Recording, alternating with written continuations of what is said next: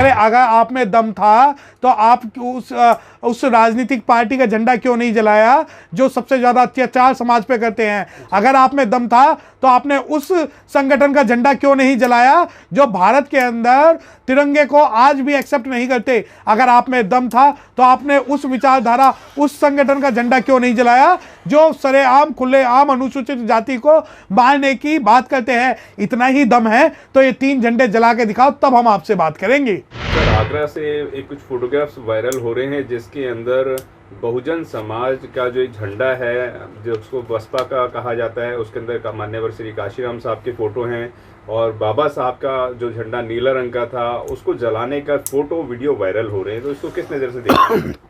देखिए, ये जो झंडा बहुजन समाज की आप बात कर रहे हैं सुरेंद्र जी, ये झंडा बहुजन समाज की पहचान है। ये सिर्फ बहुजन समाज का झंडा नहीं है, ये किसी राजनीतिक पार्टी से जुड़ा हुआ मुद्दा नहीं है कि अगर आप सोचते हो कि बहन कुमारी मायावती आयरन लेडी का आप फोटो जला रहे हो तो ये बिल्कुल भी गलत, बिल्कुल गलत बयान है, गलत बयानबाजी है। क्योंकि उस झंडे के अंदर बाबा साहब डॉक्टर भीमराव अंबेडकर जी का फोटो है, उस झंडे के अंदर साहब मान्य कंवर काशीराम जी का फोटो है। और जो लोग, जो दोगले लोग, जो चंदा चोर ये कहते थे कि वो मेरी बुआ है, वो मेरी बुआ है, अरे अपनी बुआ के पोस्टर जलाने के लिए ही तूने अपने समाज के जो ये लोग जो खड़े किए हुए हैं समाज में दो फाड़ करने के लिए, इस बात को समाज नहीं भूलेगा।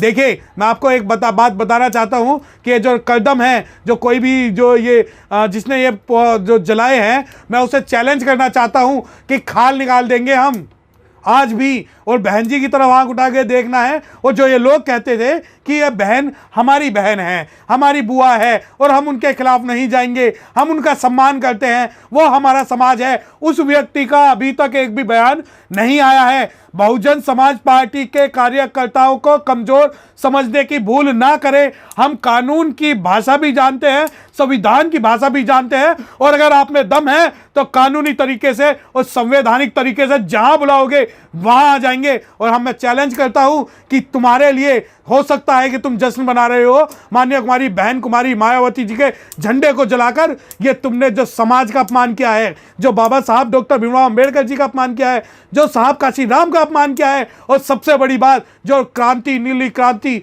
जो नीले झंडे का, जो ब्लू रेवोल्यूशन का जो अपमान किया है, इस अपमान को हम और हमारा पूरा समाज बिल्कुल नहीं भूलेगा। और जो लोग कह रहे हैं कि इससे मेरा कोई लेना देना नहीं है, मैं ये बात बताना चाहता हूं कि आज आप जो ये राजनीति कर रहे हो समाज में दो फाड़ करने की, बहुजन समाज की एक महिला को बदनाम करने की, बहुजन समाज में महापुरुषों को जलाने की, इस राजनीति को हम बिल्कुल नहीं करने देंगे। और जब आपको जवाब चाहिए तब आपको हम जवाब देंगे। जैसे इस वक्त उनका जो कदम की बात कर रहे हैं, उनके बीजेपी के साथ भी फोटो वायरल हो रहे हैं, उनके कांग्रेस के साथ भी वायरल हो रहे हैं, वह अपने आप को बसपा का कार्यकर्ता भी बताते हैं, तो ये किस तरीके की? देखिए ये जो लोग हैं बहुजन समाज में जो फूट डालने वाले ये जो लोग हैं, ये ना तो कांग्रेस के हैं, ना बीजेपी के हैं, ना चंदा चोर के हैं। ये जो सारे लोग हैं, इनका सिर्फ एक बात टारगेट है, किस प्रकार बहुजन महापुरुषों को अपमानित किया जाए। और इसके अंदर हम बहुत जल्दी इनके खिलाफ एक FIR दर्ज कराने जा रहे हैं, जो कि सेक्शन 295A ऑफ IPC और 153A ऑफ IPC, जिन भी लोगों ने कर्म किया है और जिन भी जो लोग ये सोचते हैं कि बहुजन महापुरुषों, देखिए अगर बहुजन महापुरुषों पर कोई भी उंगली उठाएगा, चाहे वो बहुजन हो या गैर बहुजन हो, तो इस बात को हम टॉलरेट और एक्सेप्ट बिल्कुल नहीं करेंगे। जी, अगर कोई व्यक्ति के विचारों से सहमत नहीं है तो वो अपने आंदोलनों का तरीका बदल सकता है, लेकिन नेशनल लेवल की पार्टी का झंडा जलाना कहां तक सही? देखिए, ये नेशनल लेवल की पार्टी का झंडा नहीं है सुरेंद्र जी, ये बाबा साहब डॉक्टर भीमराव अंबेडकर जी के विचारों को, उनके द्वारा जो विचारधारा उन्होंने दी थी, उस विचारधारा को साकार करने वाले बहुजन नायक साहब मान्यवर काशीराम जी के विचारों को जला रहे हैं। ये बहुजन समाज का झंडा नहीं है, ये उनके विचार हैं। और ये जो जला रहे हैं, ये इनका ये राजनीतिक जो ये इन्होंने काम किया है, राजनीतिक दुर्भावना से ग्रसित होके इन लोगों को ये पता होना चाहिए कि साहब काशीराम, बाबा साहब डॉक्टर भीमराव अंबेडकर और बहन कुमारी मायावती समाज के आइकन हैं, और इन समाज के आइकन पे जो भी उंगली उठाएगा उसकी उंगली झुका दी जाएगी। जैसे इस वक्त सबसे ज्यादा एट्रोसिटी हो रही है, तो उसके बीच में क्या इस तरीके के आंदोलन? देखिए, हाथरस मामले को डाइवर्ट करने के लिए एक तरफ आप कांग्रेस के साथ मिलकर हाथरस की एक महिला को, एक वीमेन को न्याय दिलाने जाते हो, दूसरी तरफ आपके ही पदाधिकारी समाज की महिला का पोस्टर जलाते हैं। तो इस बारे में आपको पता होगा कि ये जो चंदा चोर है, जो ये भाई है, जो ये डॉन बन रहे हैं, इनका क्या प्रतिक्रिया है। देखिए, मैं आपको बताना चाहता हूं कि भाईगिरी जहां से निकली है वहां डाल दी जाएगी, जहां से निकली है, क्योंकि बहुजन समाज पार्टी का कार्यकर्ता कमजोर कायर नहीं है। वह विश्वास रखता है संविधान में, वह विश्वास रखता है नीतियों में। और जो लोग हमें आज जो दिखा रहे हैं भाई का 1 मिनट में बहन बना देंगे हम। जी, जैसे कि बसपा का जो अपना कैडर वोट है, कहीं ना कहीं उसे डाइवर्ट करने का या हाथरस केस को कहीं डाइवर्ट करने का, तो कहाँ देखिए बसपा का जो कैडर वोट है वो बसपा के साथ था, बसपा के साथ है और बसपा के साथ रहेगा।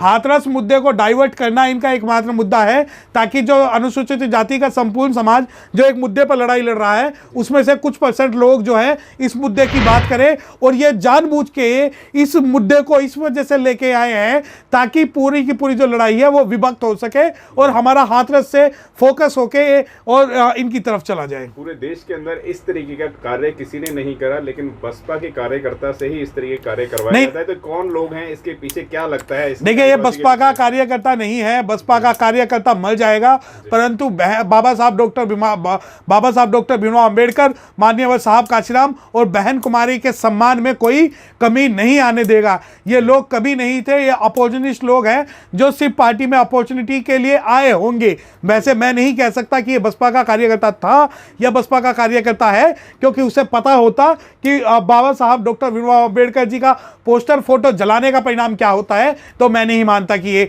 उस पार्टी से है।